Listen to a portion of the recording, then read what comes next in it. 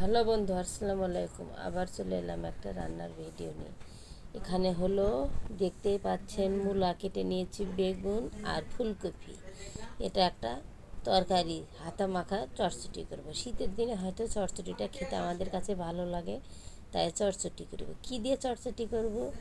এখানে আমরা নিয়েছি কাঁচামরিচ, পেঁয়াজ, হলুদ, লঙ্কা, আদা রসুন পেস্ট, রাঁধুনি, শুধু রাঁধুনি আর ধনে গুঁড়ো, লবণ।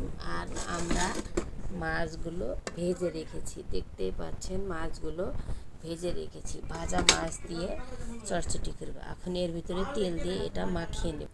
দেখতেই পাচ্ছেন আমাদের তরকারিটা মাখানো হয়ে গেছে। এর ভিতরে আমরা এখন ঝোল দিয়ে দেব। দিয়ে ঝোলটা দিয়ে দিলাম, দেখতেই পাচ্ছেন চটচটির ঝোল। তার উপর দিয়ে আমরা মাছগুলো দিয়ে দিব। একটু ঝোলটা বেশি দিলাম, চটচটি হবে, একটু মাখা মাখা হবে।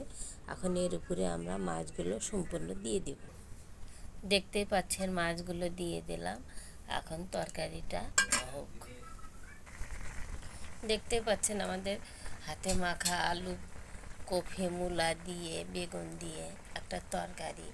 বাটা মাছটা ভেজে নিয়েছি। তরকারিটা কত সুন্দর কালার, দেখে কেমন হয় অবশ্যই কমেন্টে জানাবেন।